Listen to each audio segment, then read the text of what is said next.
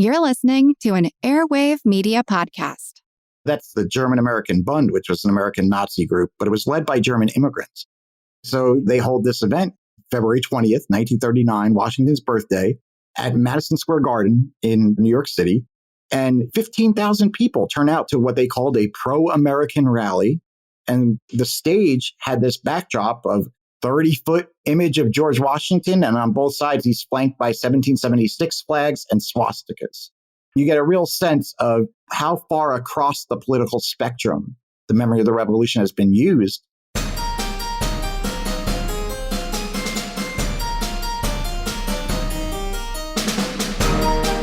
Hello, and welcome to episode 408 of Ben Franklin's World, the podcast dedicated to helping you learn more about how the people and events of our early American past have shaped the present-day world we live in. And I'm your host, Liz Covart. The American Revolution was more than just a series of events that unfolded between 1763 and 1783. The American Revolution is our national origin story, one we've passed down, shaped, and reshaped for the last 250 years. But what do we really mean when we talk about the revolution? Whose revolution are we remembering? And how has the meaning of 1776 shifted from generation to generation? This month, April 2025, marks the 250th anniversary of the start of the American War for Independence. And before we start commemorating these big milestones in the history of the Revolution, I thought we should consider our memories of the Revolution and how these memories have shifted and changed over time. Michael Haddam, a scholar of the American Revolution and historical memory, joins us once again to discuss the American Revolution and its memory. You may remember Michael from episode 307, where we discussed his first book, Past and Prologue. In this episode, we'll join Michael to investigate the history of our memories of the Revolution by drawing on details from his new book, The Memory of 76, The Revolution in American History. Now, during our investigation, Michael reveals why the American Revolution has long been a source of unity and division in American life, how figures like Thomas Jefferson have actively shaped the public's memory of the Revolution for political gain, and how different Americans from Civil War-era Confederates to 1970s bicentennial activists have reinterpreted 1776 to reflect their own needs, identities, and aspirations. But first, join the conversation in the Ben Franklin's World listener community. Join us. The listener community is a place where we talk about history, share links to events, books, podcasts, and historic sites that interest us, and it's also where you can submit your questions for our guest historians. The listener community is free to join. Visit benfranklinsworld.com/Facebook. That's benfranklinsworld.com/Facebook. I'll see you there. Okay, are you ready to explore the history of our memories of the American Revolution? Let's go meet our guest historian.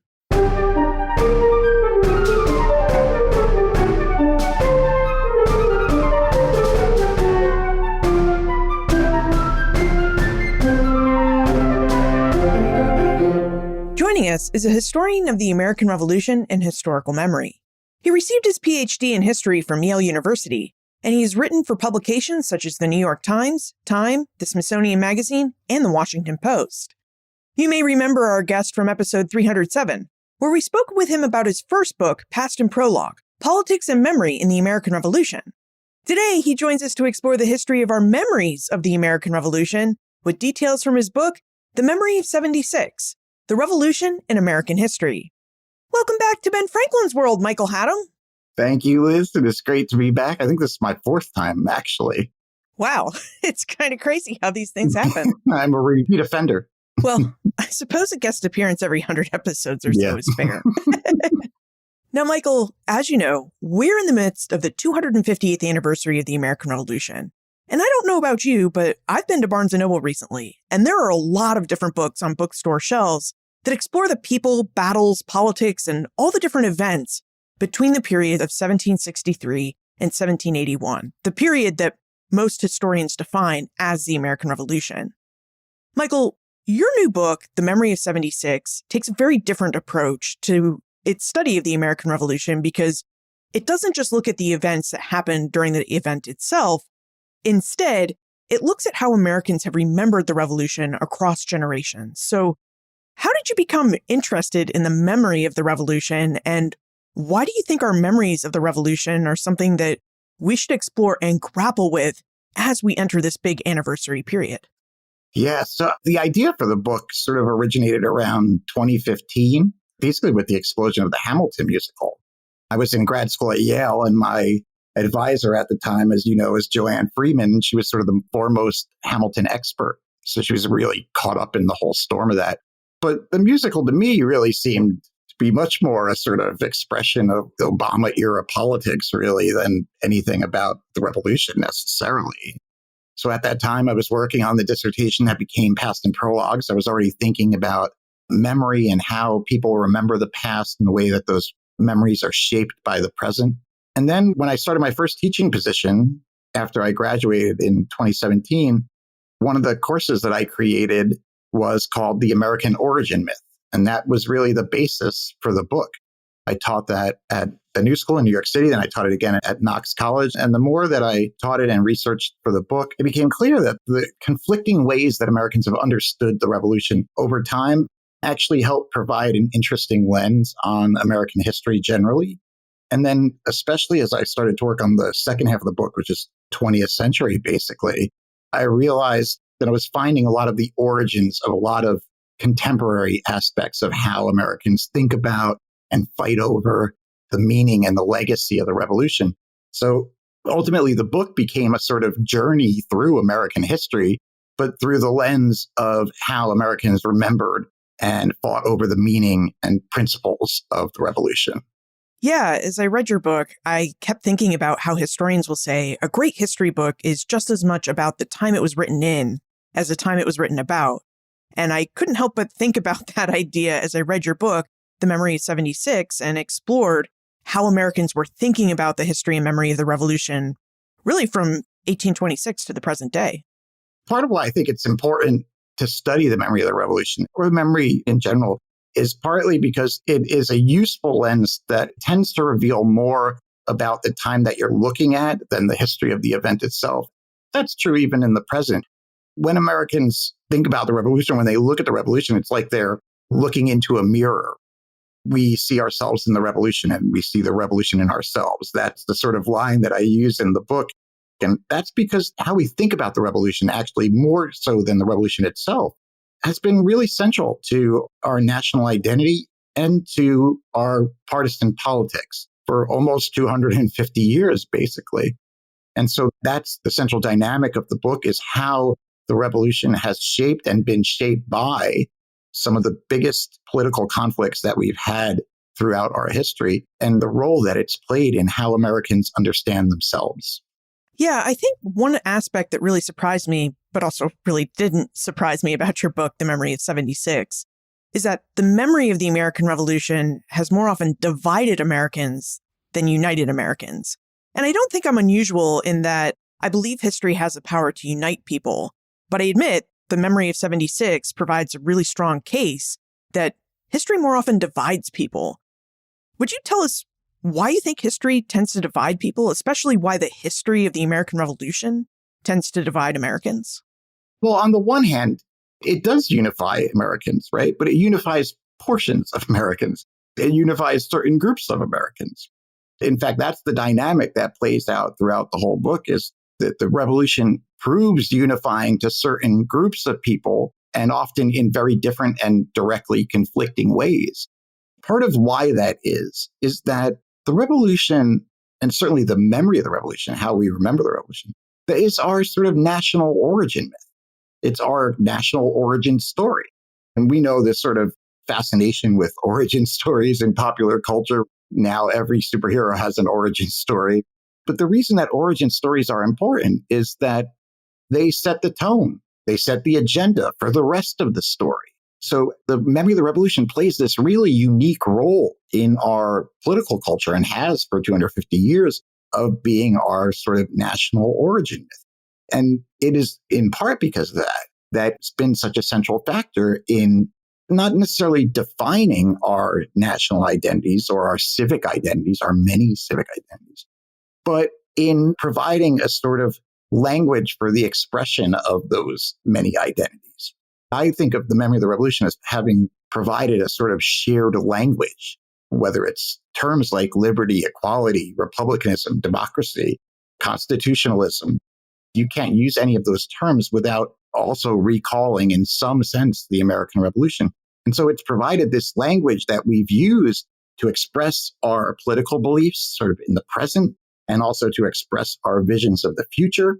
And part of the reason for that is because it has this sort of central place at the heart of the American story. Before we dive into exploring the origins of the American myth as we talk about these important anniversaries of the Revolution, Bob would like to know more about your research into the memories of the American Revolution and whether you might agree or found in your sources that the first and best memories of the Revolution are those memories that came from people like John Adams or Joseph Plum Martin, who documented their experiences along the way and witnessed the events of the Revolution as they were happening. Yeah, I mean, the most famous discussions by Adams and Jefferson about the Revolution really come in their correspondence from the 1810s and 1820s after they sort of reconciled. But to read accounts from Jefferson or Adams from that time is really to read primary sources. It's not to read secondary sources, because these are recollections, but they're also assessments of an event by people who took part in that event. So we can use those conversations that they had, as I do in the book, as historical sources, offering insight into the event sort of as it happened or in the era. But the founders themselves, basically, both at the time of the revolution and in the decades after, they never agreed on what the meaning or the primary principles of the revolution were, right? That's why we ended up having political parties. So to study a memory is really to look at the time after an event happened, try to find out what were the most common and most widely spread narratives or interpretations of an event, and to try to understand what the meanings that they intended to convey within their current time and context. So when Jefferson and Adams are writing each other about the revolution in the 1810s or 1820s, we get a glimpse into their personal memories of the revolution. But also those writings were not publicly available until years later. So they were not really shaping how ordinary Americans understood the event necessarily around, let's say, the first major anniversary, which was the Jubilee of 1826. Well, let's dive into these memories and the origins of the American myth. So two of the first histories that try to center the American Revolution in the American consciousness came from John Marshall, who famously served as the Chief Justice of the Supreme Court, and Mercy Otis Warren of Massachusetts. Can you tell us about their histories and how they took hold in Americans' memories? So in Past and Prologue, the latter part of that book, I talk about the first histories of the revolution, which were written in the 1780s and the 1790s. And they were not partisan histories because there was not a party system yet. There were no political parties yet, certainly by the 1780s and the very early 1790s. But John Marshall and Mercy Otis Warren's histories really are the first major histories of the revolution after 1800. So after that first party system is really entrenched. So Marshall, at least, many people don't remember that he wrote a history of the revolution. It's really in the form of a biography. It's called The Life of Washington. And he was compelled to do it, to write this biography of Washington after Washington's death by a publisher in Philadelphia. And I talk in the book about a lot of interesting aspects of his experience writing and publishing the book. He was not a historian. He had never written into history before. But basically, Marshall was a staunch Federalist. And he wrote a biography of Washington that intended to offer a Federalist history of the Revolution. That is a history in which the Federalists are represented as trying to protect the results of a moderate revolution that stood in stark contrast to the violence and disorder of the French Revolution. And so he depicted Republicans, and this is at the end of his story of the Revolution, of course, but when he's talking about the 1790s, he depicts Republicans who supported the French Revolution as wanting to bring that violence and disorder into the United States. And the Federalists were the ones who were trying to protect the American Revolution from becoming the French Revolution. And that's the heart of the political conflict, really, between Federalists and Republicans in the 1790s and the 1800s. And it was also at the heart of the histories that they wrote. So when Jefferson found out that Marshall was writing this history of the revolution in the guise of a biography of George Washington, he knew immediately what Marshall was going to do. And he also knew how political the act of writing history was. He said that Marshall was writing the book principally with a view to electioneering purposes, and that he intended the book to come out like just right before the next presidential election. So there was a strong sense that history was sort of inevitably politicized because of the nature of American politics at this time, where now this first party system was really entrenched. Jefferson actually tried to get Joel Barlow, who was a well-known sort of poet, to write a Republican history of the Revolution to sort of counter Marshall's book, one that would depict Republicans as trying to secure the revolution from the Federalists, who they would depict as trying to turn the nation into a monarchy and put it back under the thumb of Great Britain. But he never really did that. Mercy Otis Warren did write a Republican history of the Revolution, but a small r Republican history of the Revolution. She was a supporter of Jefferson. She was the wife of James Warren, who was a prominent revolutionary in Boston, and the sister of James Otis Jr., the famous writs of assistance case. And her history was informed by her small r Republican politics and really did not follow Jefferson's party line on the French Revolution. She wasn't a big fan of the revolution. So she depicts the Federalists as monarchists, but she also is quite critical of the French Revolution. And because of that, and I think also partly because she was a woman, Jefferson never really promoted her book as the Republican answer to Marshall. Now, these two histories, they weren't bestsellers, certainly. Marshall's was 5 volumes and Mercy Otis Warren's was 3 volumes. They weren't like runaway bestsellers, but they're important because they are representative of the moment in which the history of the revolution really becomes politicized, and then that becomes a permanent feature of historical memory of the revolution ever since. This is fascinating because in recent episodes, we spoke with Lindsay Travinsky, who told us how Thomas Jefferson shaped how we view the presidency of John Adams. And then recently we spoke with John Ragasta, who told us how Jefferson shaped our historical memories of Patrick Henry, a man who Jefferson utterly loathed. And here we are again, speaking with you independently, and you're talking about how Thomas Jefferson was trying to shape the memory of the American Revolution. And it seems like we're just experiencing a lot of coincidence, and yet I never asked any of you to discuss Thomas Jefferson as a shaper of our historical memories of the founding period, and yet you've all brought it up independently. So it's a very interesting point. Mm-hmm. Well, it's a theme. It's a running theme for sure.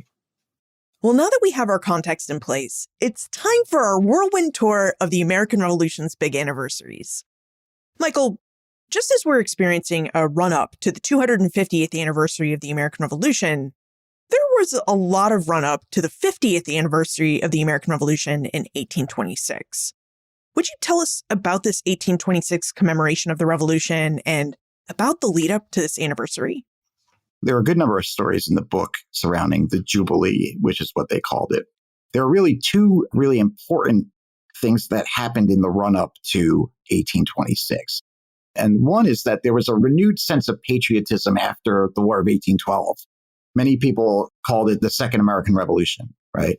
And once the sort of economic dust had settled from that war, the federal government passed the first Pension Act for Continental Army veterans. This is 1819.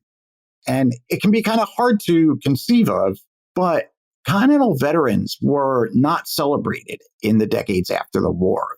They were viewed warily. They were a standing army at a time when standing armies were seen as threats to a republic. And the army was mostly made up of young boys and old men who had really few attachments to their local communities, which is why they joined the Continental Army, unlike the men who served in the state militias. But after 1812, there was a growing sense that the revolutionary generation was starting to die off. There was this renewed interest and appreciation for these veterans. And as part of the Pension Act, as part of the applications for the Pension Act, veterans had to write a record of their service, basically a narrative account of their service in the Continental Army. And those accounts were often published in local newspapers. They kind of began to become minor local celebrities. And so in some sense, I would say in the book, they kind of wrote themselves into popular memory of the revolution, which up until that point had been largely dominated by a few elite individuals, Washington particularly, but also Jefferson to an extent, and Franklin, of course. And then this was followed very closely by Lafayette's tour in 1824 to 25. And that tour was a major national event. And everywhere that Lafayette went, He visited each state at least once during this tour. Everywhere he went, pride of place was given to these Continental Army veterans. They were invited to the dinners that were thrown for Lafayette and the parades that were held for him, basically at each town they stopped in. And this, on top of the Pension Act, really brought the Continental Army veterans into the public consciousness to a really unprecedented degree. And they literally wrote themselves back into the memory of the Revolution with some help from Lafayette. This incorporating of these ordinary soldiers into the popular memory of the Revolution begins, in a small way, a process of democratizing the memory of the Revolution and of expanding the cast of characters of who gets to be included in it. That is a theme throughout the rest of the book. That is a process that kind of begins here in the 1820s that has continued sort of apace. I give other examples in the book, the abolitionist movement and the women's rights movement, and how that impacted the inclusion of under-recognized, underappreciated, marginalized groups in the memory of the Revolution. We tend to think that that's like a thing that started happening in maybe the 1970s or after, but it's part of a long tradition in the history of the memory of the Revolution. When you say democratizing the American Revolution, what do you mean? Do you mean just this process where soldiers, by applying for a pension for their service in the American Revolution, the War for Independence, rewrote themselves into the memory of the Revolution, or do you mean something else? Yeah, I mean that it's becoming more inclusive, because it is absolutely at the peak of uninclusive at the beginning, right? If it's just Washington, Jefferson, and Adams, pretty much, and some military heroes. It is a small first step, of course, into expanding who gets to be included in the popular memory of the Revolution. And it begins in the 1820s with these ordinary soldiers, but then, of course, continues apace really right down to the present. And in the book, I argue that it is the beginning of this long process, of which many historians today, that is a major part of why they do the work that they do. And it's not that it's new academic trend or methodological innovation, really. It has a long tradition in the history of the memory of the Revolution. Now, after the 1826 festivities, as the early American Republic gave way to the antebellum or pre-Civil War period, the memory of the American Revolution and the founders seemed to become what Michael refers to as a sectional issue. That's an issue of difference between the so-called free states of the North and the slave states of the South, and of course, there were states in the West as well. But Americans started to remember the Revolution and their state's participation in it along sectional lines.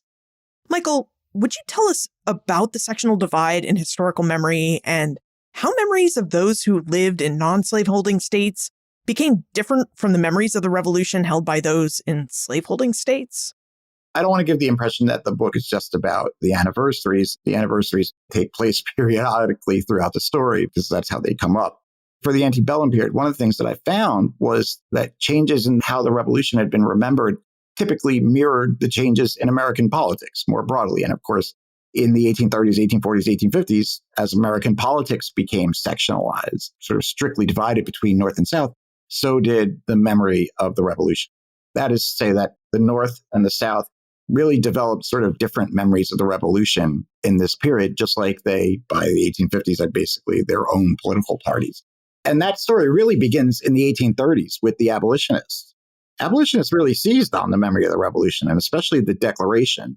In the book, I argue that the abolitionist movement essentially created the modern memory of the Declaration of Independence as being defined by the preamble and by the principles of liberty and especially equality. Before that, the Declaration really symbolized independence and, in some sense, the union of the states. But it was really through the abolitionist sort of constant references to the Declaration, to its preamble, that the meaning of the Declaration changed in the popular memory. I have a quote in the book where abolitionists in Vermont say that slavery in 1833 is incompatible with the Declaration of Independence in 1776. And there's another quote from an anti-slavery society in Massachusetts where they call the Declaration the fundamental document of our national existence. And that's really important because it's emblematic of the fact that the abolitionists defined the Revolution by the Declaration. And they defined the Declaration by the principles of liberty and equality.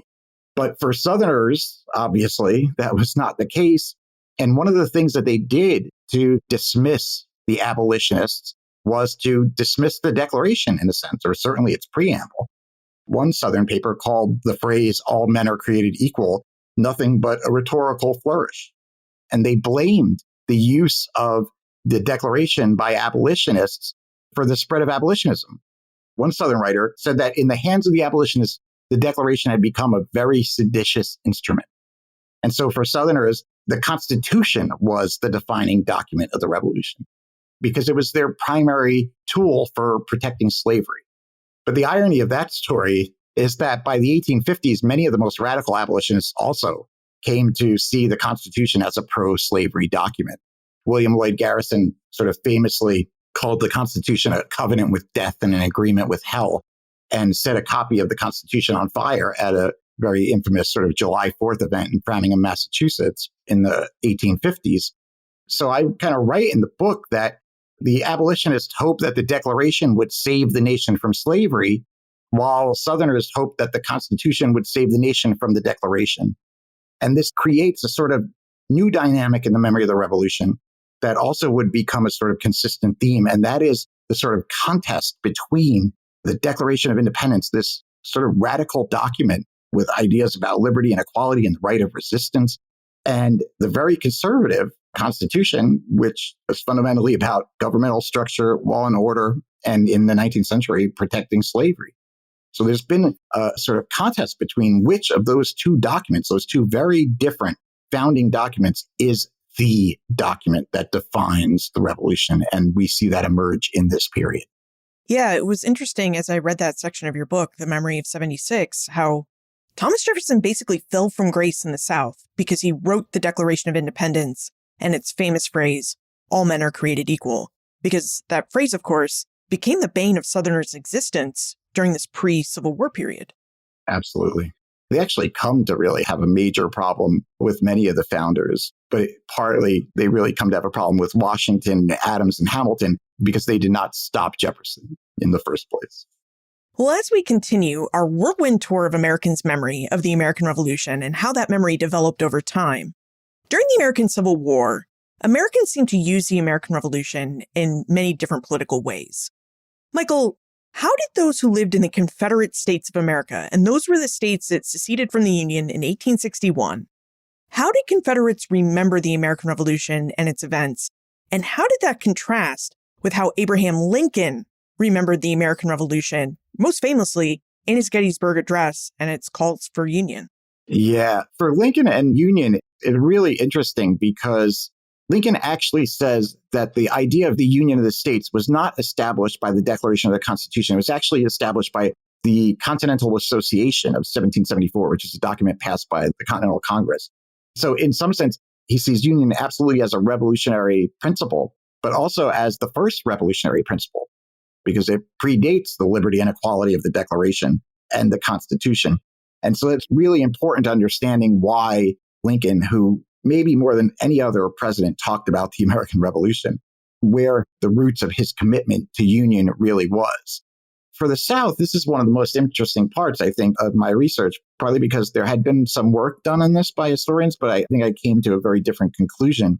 Basically, the Southern memory of the Revolution that developed in response to abolitionists prioritized the Constitution, and it was based in part initially on lionizing well-known slaveholding founders, especially George Washington. And I show in the book how the original impetus behind the Mount Vernon Ladies Association in the 1850s was really to buy and maintain Mount Vernon as a symbol of Southern revolutionary pride. There was a real anxiety amongst Southerners in the 1840s and 1850s that most histories of the Revolution, which were written by New Englanders, didn't give Southerners enough credit for their contribution to the Revolution. But by the time of the secession, Confederates' relationship to the Revolution really becomes quite complicated. They reiterated their dismissal of the Declaration, but some like Alexander Stephens went even further. If we think about his famous Cornerstone speech, where he declares that white supremacy is the cornerstone of the new Confederacy, by then, the notion that the founders, even Washington and Jefferson, that any of them, they had been anti-slavery, which was something that abolitionists argued, became increasingly accepted by some Southerners. And Alexander Stephens accepted that. He says in the speech that it was the prevailing idea amongst the leading founders at the time of the Revolution that slavery was a violation of natural law. And then he says they were wrong. That speech is a distinct break for the Confederacy with their connection to the founders and their connection to the Revolution. And they'd already broken their ties to the Declaration. And then they also start to make arguments about the Constitution, saying that the founders never intended that the Constitution was supposed to be perpetual, that the founders believed that if you wanted to leave the Union, you could at any time. Basically, they had to break with the Declaration, and then they had to break with the Constitution in some sense to try to go on and create a new nation, right? Because the Declaration and the Constitution were their primary ties in historical terms to the United States. And so ultimately, they reject the legacy of the Revolution as an important part of separating from the United States. And I say in the book, there's something interesting is that they do continue to use some symbols of the Revolution. Militias would call themselves Minutemen, that kind of thing. But it didn't have any revolutionary ideology behind it. It was really just this form of like cultural heritage. And those symbols, they didn't have the revolutionary meanings behind them anymore. So they could kind of mean whatever they wanted them to mean. And in some ways, that's actually very similar to how Southerners refashioned their identity after the Civil War. They would continue to identify with the Confederacy and its symbols, right? The Confederate flag. And this is something that still goes on, but without necessarily intending to convey the specific message that, say, slavery should be restored. And it would be decades, really, before Southerners could start to reclaim and reestablish their connection to the Revolution as part of their sort of American civic identities. And that, too, was an important part of their sort of reintegration into the body politic of the nation that is the core of that section of the book. That was something I found a little jarring, that Southerners basically said, okay, we're not going to honor the 4th of July or any other aspects of the Revolution. And that actually brings us to the centennial celebration of the United States in 1876, which happened just 11 years after the Civil War and also marked the end of Reconstruction, which was a program where the federal government went into the southern states to try and restore law, order, and the Constitution in the former Confederate states. And the end of Reconstruction really seemed to cast a kind of, I don't know whether pall is the right word, but it seemed like Americans felt those sectional tensions of the Civil War in 1876 at the time of the nation's centenary. Yeah, absolutely. So the centennial was seen by many people as an opportunity to try to tamp down the remaining sectionalism. Reconstruction ends basically in 76, 77 because the will to continue it, to keep the federal government in the South to enforce equality and to protect African-American citizens. The will among the population in the North to continue to do that is not there. And partly that's because there's a panic of 1873. So the economic recession that comes out of that is sort of at its peak. So there's an effort to tamp down sectionalism. There's an effort to use the centennial to sort of celebrate the industrial development of the United States, which itself is partly a product of the Civil War. Then thirdly, it's to commemorate the past. But there was a lot of energy behind the centennial. I think that's because of the problematic circumstances that Americans found themselves in. I found that when things are going well, the energy behind these kinds of major celebrations is kind of low. The 150th anniversary in 1926, at the height of the Roaring Twenties, it was not nearly as big a deal as the centennial. But given the circumstances, there's the close and very corrupt Hayes-Tilden election, right, which creates a constitutional crisis around the outcome of that election. There's the end of Reconstruction, the panic of 1873, the recession caused by that. And that ultimately leads to a lot of labor unrest and the Great Railroad Strike. So there's a lot of uncertainty as the centennial approached. The main event of the centennial was this exposition, the Centennial Exposition in Philadelphia. It was basically a World's Fair. It ran from the spring to the fall at Fairmount Park. 37 countries sent exhibitions to this huge Centennial Exposition. And the main exhibition hall that was constructed for this event was actually the largest building in the world by square footage at the time. Over the course of that 6 or 7 months, hundreds of thousands of people streamed into Philadelphia to attend the exposition. They saw lots of things for the first time. Bell's telephone, one of the first typewriters, could only do capital letters though. They saw a mechanical calculator. They saw the arm and the torch of the Statue of Liberty. And the exposition actually introduced a number of foods to visitors for the first time, like ketchup and root beer and popcorn. So it's a major national event, but Southerners were not entirely enthusiastic. For them, they thought that if you use this major anniversary to focus on industrial progress, right, then basically you're focusing on the North. And by implication, you're suggesting that the South is backward or somehow behind the North. One Southern newspaper called it a sectional parade. So even though many Southerners did travel to Philadelphia for the event, I have accounts of that. Ultimately, the centennial, like the memory of the revolution as a whole, in some sense, it didn't end up creating unity. It didn't end up soothing sectional hostilities so much as it provided a sort of platform to further fan the flames. There are so many fascinating parts in Michael's book, The Memory of 76. But if you asked me what section I found most fascinating, I'd have to say it's the period between the centennial and World War II. Because, like Michael said, anniversaries pop up throughout this book, but the book is about more than anniversaries. It's really about how Americans use memories and images of the American Revolution throughout time. And I found this period between 1876 and 1945 so interesting, because this is the period where we start to see the rise of historic preservation and heritage tourism. It's also the period that gave birth to the term Founding Fathers. So let's take a quick moment to thank our episode sponsor, and then when we get back, let's talk about why this period is so fascinating. Do you ever feel like history is unfolding right before your eyes? Our present-day headlines and news articles are full of stories with connections to early American history. Introducing History Behind the Headlines, a brand new newsletter from Ben Franklin's World. Each issue uncovers the historical roots of today's biggest stories, helping you see the early American past in today's present. Stay informed, see connections, and think historically. Subscribe for free at benfranklinsworld.com/newsletter. That's benfranklinsworld.com/newsletter, because the past is always present. Michael, would you provide us with an overview of this period between 1876 and 1945? And tell us why we start to see the rise of the preservation of Monticello, the creation of Colonial Williamsburg, and even a focus on a select group of founders called the Founding Fathers? There's so much there. I think of this as the birth of the sort of modern ways that we fight over and think about the revolution is really in this period around the turn of the 20th century.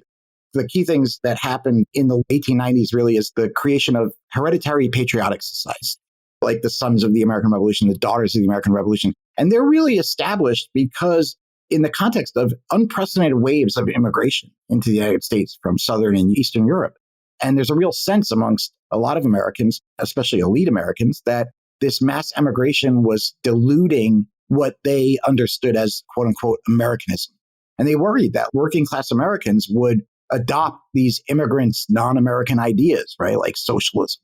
And so it was an explicit part of their mission to educate immigrants about quote unquote good citizenship.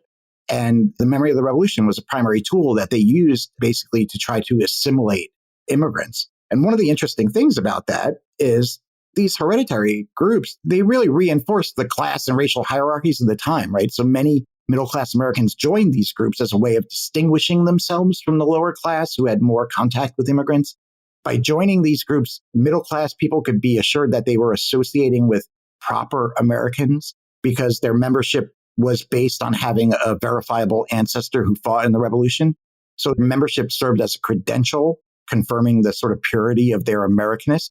And this really creates a hierarchy, right, for Americans' relationship to the revolution. The idea there is that they claim to have a hereditary right to define the revolution. And the implication there is that some Americans had greater claims to the legacy of the revolution than others, and then by extension to the nation itself. But the major changes of what you're talking about or alluding to happens in the very early 20th century. And this is when we start to see the beginning of the sort of modern partisan divides over the memory of the revolution. So you have progressives in the early 20th century who are reformers. They're seeking more democratic reforms, labor reforms. One of the ideas that they come up with is the idea of a living constitution.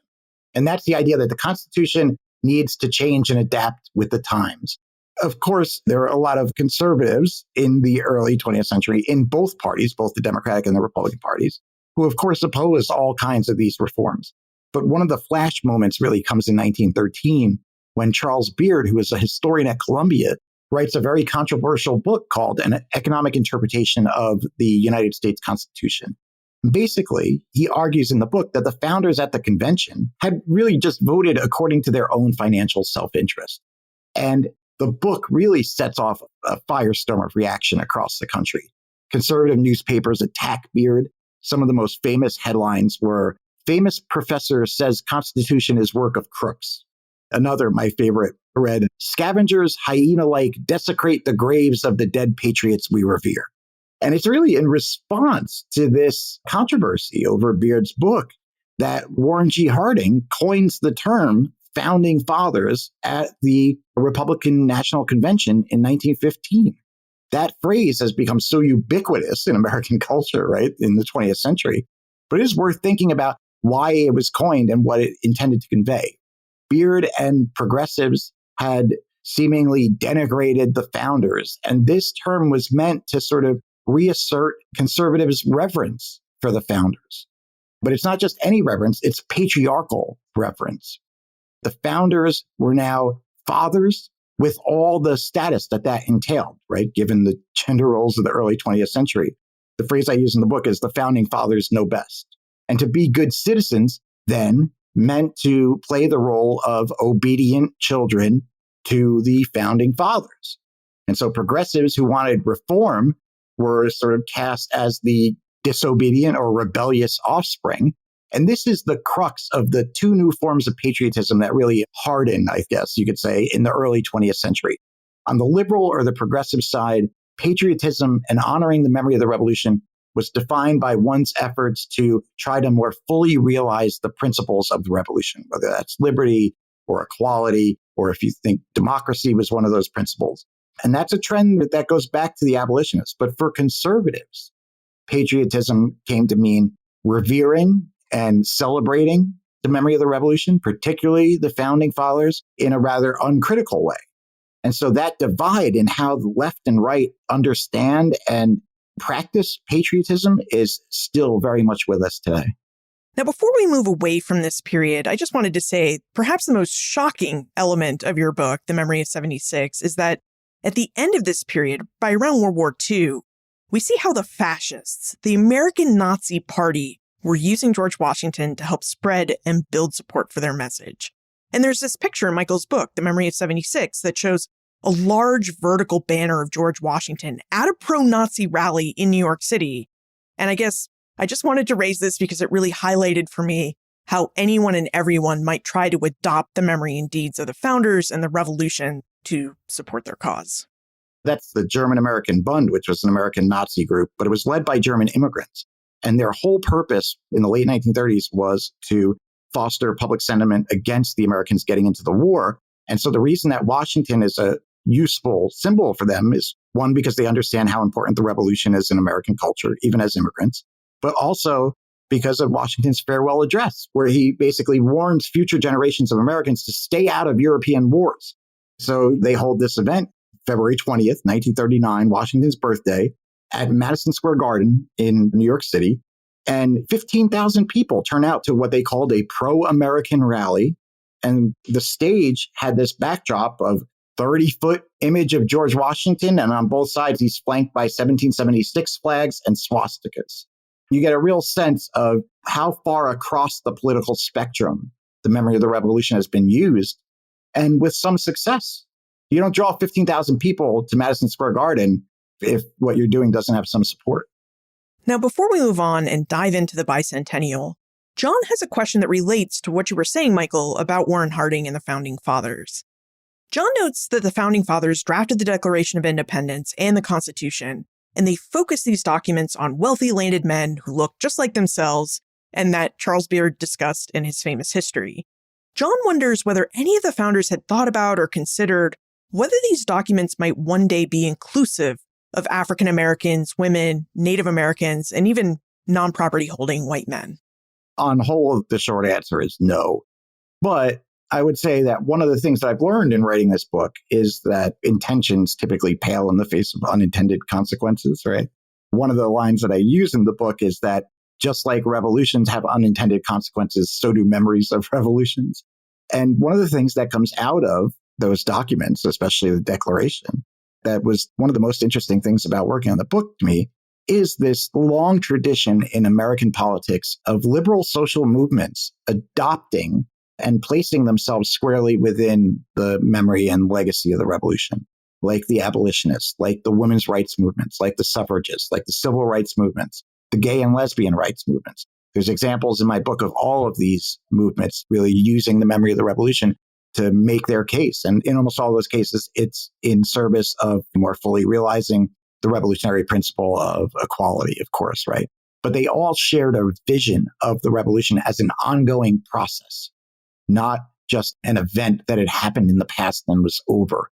And they shared this vision of patriotism that I mentioned that was defined by working, being willing to work to more fully realize the principles of the revolution. So in some sense, that is one of the unintended consequences of these documents, especially the Declaration of Independence. But just because it was unintended doesn't diminish it in any way. That has been a central part of the story of the history of the memory of the revolution.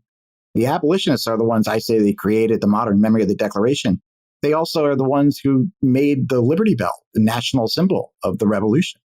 To me, that's one of the important lessons that comes from the book, for the present at least, which is that there is a lot of political power to be had in aligning oneself with the memory of the revolution, both in positive and negative ways. So we can't end this episode without talking about the bicentennial, which in many ways brings together all of the different elements and ideas that Michael has been talking about, especially this idea of the democratization of the American Revolution.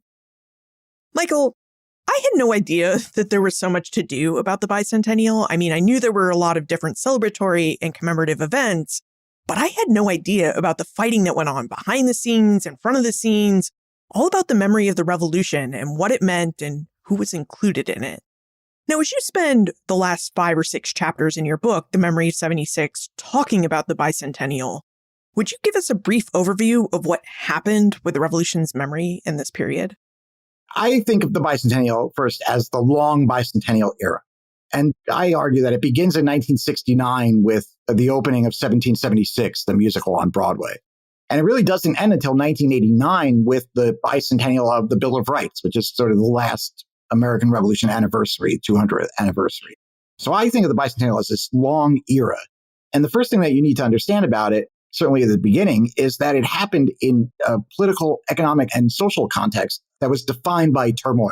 Even if we think just to the early 70s, you had Kent State, the escalation of the Vietnam War, especially in Cambodia, Watergate, there's the oil crisis, the beginning of long-term stagnation of wages, the rise of corporate power.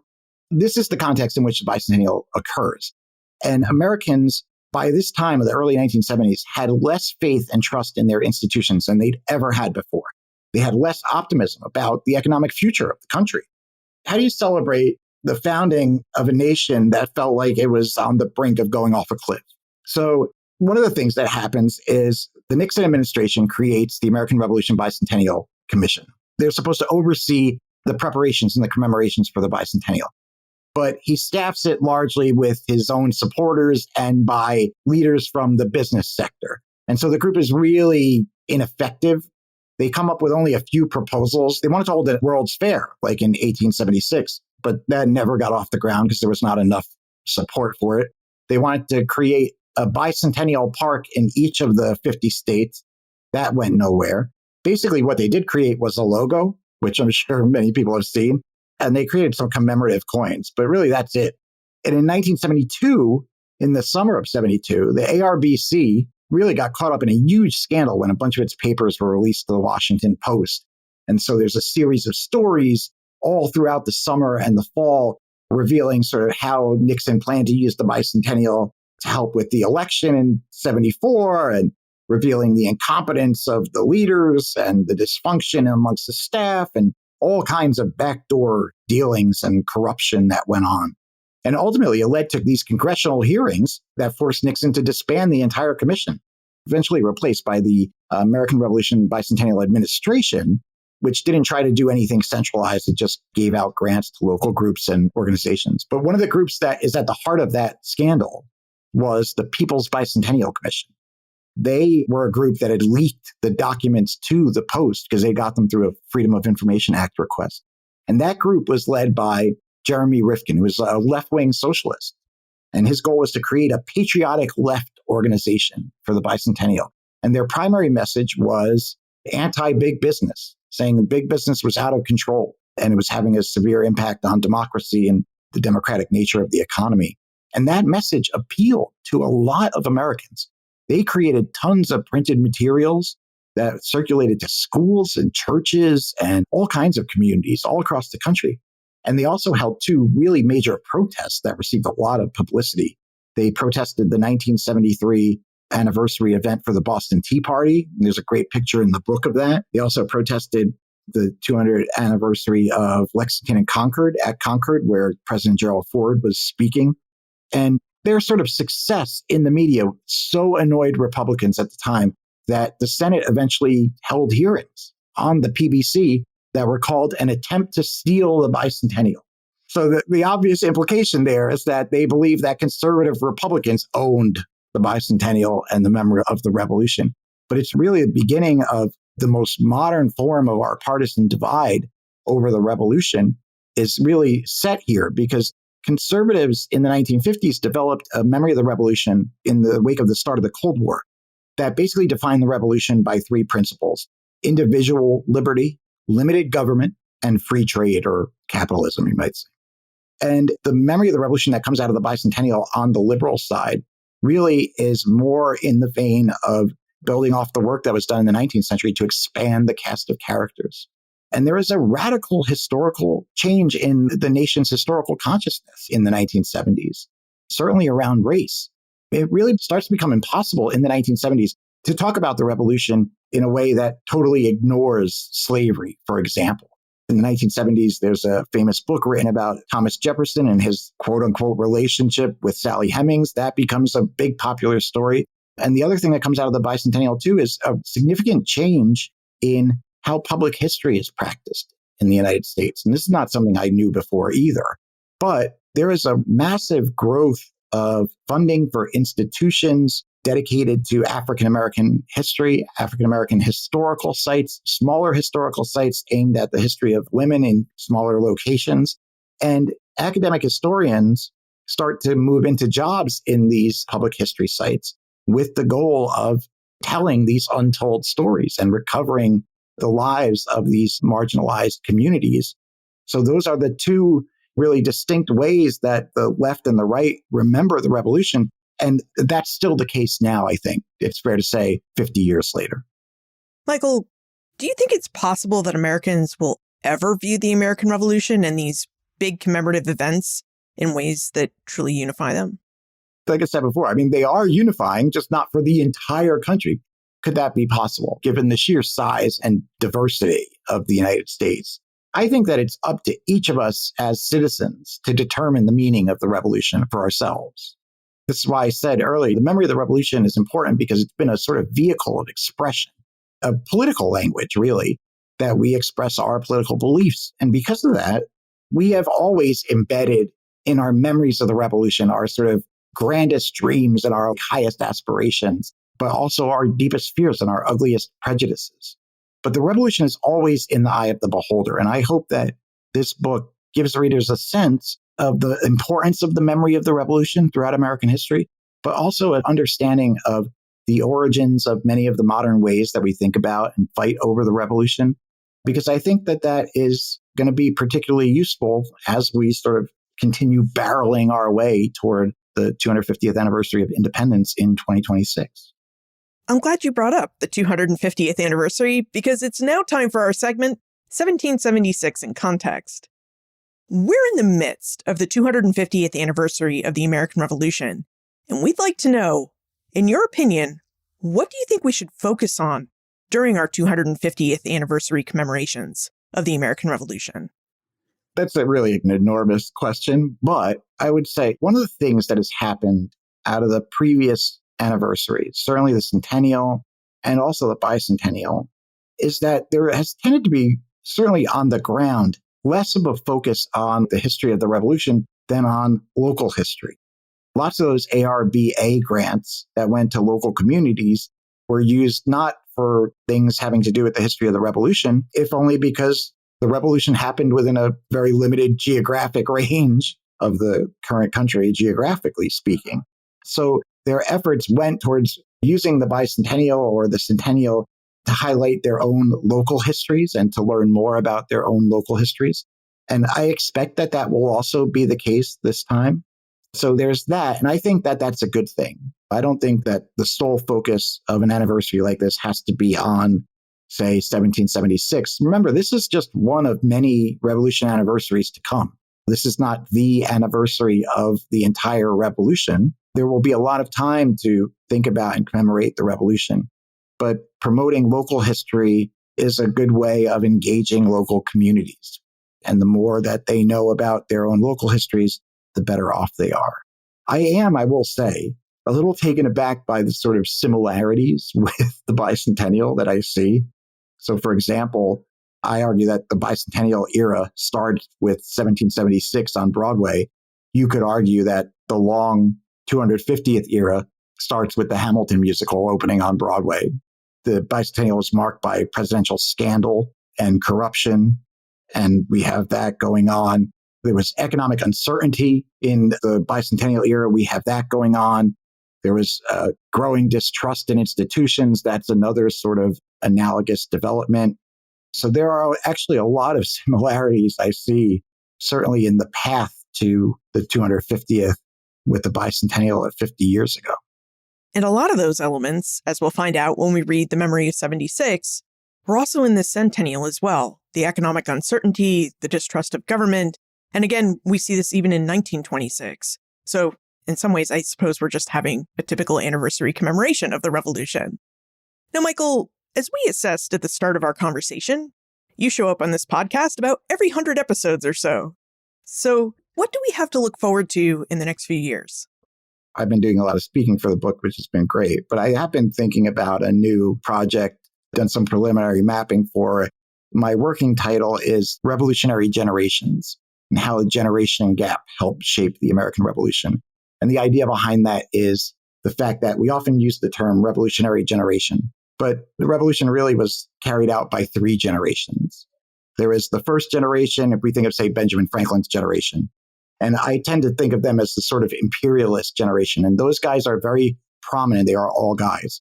They are mostly prominent early in the imperial crisis, like the mid to late 1760s. And then the second generation I think of as the independents. And that's the Washington, Jefferson, Adams generation, who basically takes over and goes for independence and essentially prosecutes the war. And they're born basically between 1730 and 1750. And then there's the partisans, who are the people who were born after 1750. So they didn't have any real personal experience, certainly not once they'd come of age, of having lived in the British Empire or the old system of politics. And so they are sort of uniquely placed to create a new system of partisan politics that emerges. Those individuals are all born after 1750, or mostly born after 1750. And so the goal for the book would be not really just to argue that every member of each of those generations thought exactly the same way or favored the same things, but it's really to try to recover the contexts of those three generations that shaped how they thought about the events that were occurring. Independence was not a glint in the eye of that imperial generation, people who were born in the early 18th century, and to try to tease out the moments where conflicts between members of those generations, where those moments happened, and the consequences of those sort of conflicts, generational conflicts. That sounds fascinating. And I already know we're going to love it. So we'll see you around episode 500 or so. And we really can't wait to see how this project turns out. Michael, if we have more questions about these commemorations and the memory of the American Revolution and how that's been shaped over time, where's the best place for us to get in contact with you? So you can go to my website, which is mdhaddam.com. There should be a link there to my email, and I am always happy to receive emails from readers or people with questions. So I would encourage you, if you're so inclined, to be in contact. And you're pretty quick with your responses, too. Yeah. Well, Michael Haddam, thank you so much for rejoining us and for helping us better understand the memory of the American Revolution and for putting our 2026 celebration, commemoration, remembrance in the context of these wider events. Thank you so much for having me, Liz. Michael's research in the memory of 76 reveals something essential about how Americans have understood their history, which is as a mirror. The American Revolution reflects not only who Americans once were, but who we want to be. From Jefferson and Adams's competing visions in the early republic to 20th and 21st century fights over patriotism and protest, the meaning of 1776 has never stood still. Instead, the memory of the American Revolution has evolved alongside of us, sometimes inspiring, sometimes dividing, but always shaping our civic identity. Now, one of our most powerful takeaways from our conversation with Michael is that history is not just about what happened. It's also about how we choose to remember what happened, how we choose what to emphasize, and how we choose who to include. As Michael noted, the American Revolution's legacy has been evoked by abolitionists and segregationists, by suffragists and white supremacists, and by presidents and protesters. Each group has sought to claim the events, people, and ideas of 1776 for their own purposes. The American Revolution's shifting and changing memory reminds us that our national myths and values are not fixed. They're forged by each generation as we discuss and debate the revolution, its meaning, and its legacy. As we approach the 250th anniversary commemorations, we have the unique opportunity to reflect not just on the founding of the United States, but on the long and complex story of how we've remembered how the United States came to be. Look for more information about Michael, his book, The Memory of 76, plus notes, links, and a transcript for everything we talked about today on the show notes page, benfranklinsworld.com/408. With the 250th anniversary of the American Revolution upon us, now is the perfect time to share Ben Franklin's World with your friends, family, and all those people you meet at the different commemorative events. Remember, friends tell friends about their favorite podcasts. Production assistance for this podcast comes from Joseph Edelman, Karen Wolf, and Morgan McCullough. Breakmaster Cylinder composed our custom theme music. This podcast is part of the Airwave Media Podcast Network. To discover and listen to their other podcasts, visit airwavemedia.com. Finally, what does the American Revolution mean to you? How do you remember it? I'd really love to know. Liz at benfranklinsworld.com.